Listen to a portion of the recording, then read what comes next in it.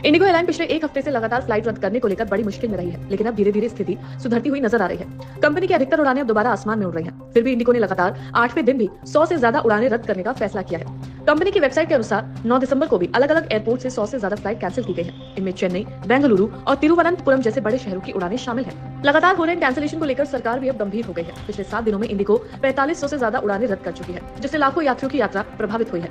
सरकार ने संकेत दिया है कि अब इंडिगो की कुछ उड़ानें कम की जा सकती हैं और उन स्लॉट्स को दूसरी एयरलाइंस को दिया जाएगा ताकि यात्रियों को राहत मिल सके।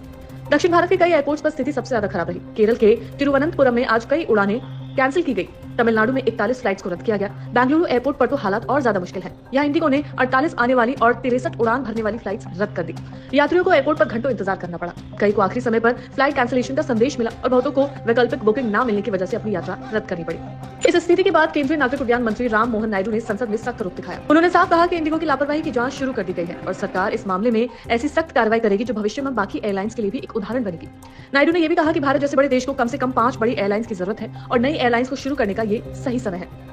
वर्तमान में इंडिगो भारत की सबसे बड़ी एयरलाइंस है और ये रोज 2200 से ज्यादा उड़ानें ऑपरेट करती है, लेकिन हालात को देखते हुए इन उड़ानों में कटौती का फैसला लिया जा सकता है। हालांकि कंपनी का दावा है कि 1800 से ज्यादा उड़ानें फिर से सामान्य रूप से चल रही हैं और अब उनका पूरा नेटवर्क लगभग ठीक हो चुका है। पर इंडिगो का कहना है कि उनकी 90% उड़ानें अब समय पर उड़ान भर रही हैं। रद्द हुई उड़ानों की वजह से यात्रियों की जेब पर भारी असर पड़ा है। इंडिगो ने बताया कि उसने अब तक 827 करोड़ रुपए यात्रियों को रिफंड के तौर पर वापस किए हैं। इसके अलावा एयरलाइन ने 4500 से ज्यादा गुम हुए सामान भी यात्रियों को लौटा दिया है। बावजूद इसके पिछले एक हफ्ते में एयरलाइन की विश्वसनीयता पर बड़ा सवाल खड़ा हो गया है, क्योंकि इतने बड़े पैमाने पर फ्लाइट रद्द होना पहले कभी नहीं देखा गया।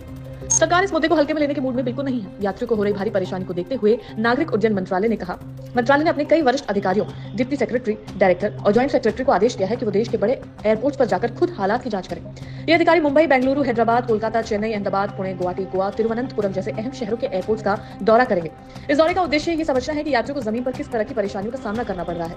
कई एयरपोर्ट्स पर यात्रियों को लंबी कतारों में खड़ा होना पड़ा। कई को अपनी यात्रा अचानक रद्द करनी पड़ी और कई लोग अपने परिवार से मिलने, नौकरी के इंटरव्यू या जरूरी काम से जुड़ी यात्राएं मिस कर बैठे। ऐसे में मंत्रालय ये जानना चाहता है कि एयरलाइंस, एयरपोर्ट अथॉरिटी और ग्राउंड स्टाफ यात्रियों के साथ कैसा व्यवहार कर रहे हैं और क्या बेहतर किया जा सकता है। इस पूरे संकट की शुरुआत इंडिगो की उस लापरवाही से मानी जा रही है जिसमें वो नए FTTL नियमों यानी पायलट्स की ड्यूटी टाइम लिमिट के लिए समय पर तैयार नहीं हो पाया। जब ये नियम लागू हुए तो अचानक बड़ी संख्या में पायलट उपलब्ध नहीं थे, जिसके चलते कंपनी को मजबूर होकर उड़ानों को रद्द करना पड़ा।